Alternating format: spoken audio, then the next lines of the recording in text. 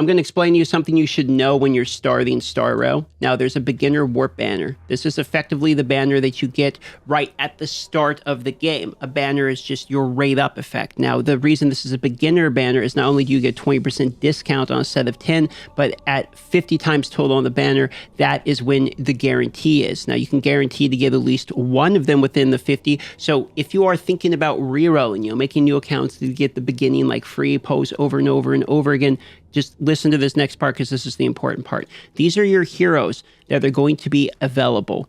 So if you're going to do pose, you're going to want to know which of these heroes am I trying to get? Should I reset my account and reroll? Should I just continue with what I got, etc.? One of these heroes named Welt has something that's absolutely ridiculous, both in ultimate as well as technique.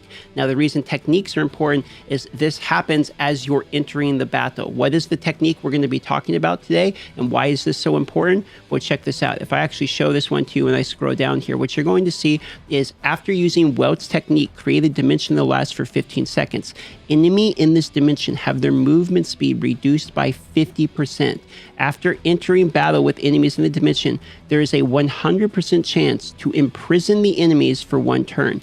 Imprisoned enemies have their actions delayed by 20% and speed reduced by 10%. Only one dimension can be created on allies. So what you effectively have here is before the battle even begins, Welt is going to decrease the speed of your opponents. Speed is what dictates who gets turns first. And if you haven't played these turn-based games, that's what I primarily come from. Gacha games, turn-based games. Star Wars Galaxy Heroes was my first, Raid was my second, etc., etc.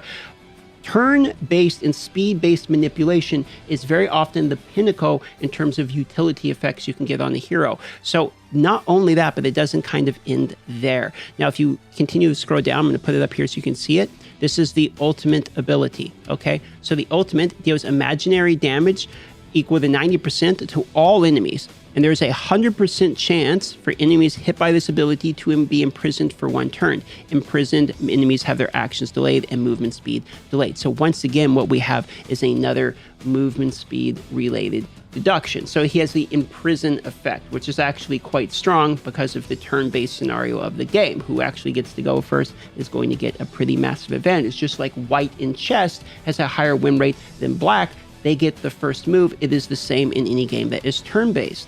Now, Bronya is not bad too. She's going to be on the same banner, so you're going to have a chance to get her. She increases your attack and critical damage of your allies equal to a percentage of her critical damage. You can actually use it to overall like ramp the team's damage, which can be quite strong. Her technique's okay at getting increased attack on the start of it, but I'm more concerned about getting Welt than I am Bronya.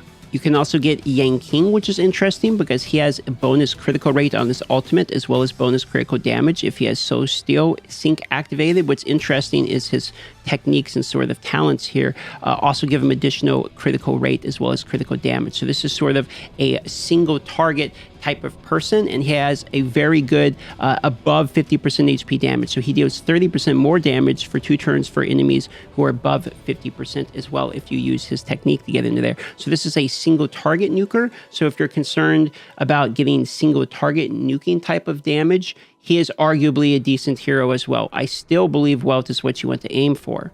For instance, one of the other legendaries, G-Pard, I don't know how to say his name, I apologize. You can see here his ultimate only gives a shield based upon his defense. So you get a shield on your allies. I would rather go first than gain a shield so that when they hit me, I just receive less damage. I would factually rather to get the chance to hit them first. So you can kind of see why I think Welt is such a big deal.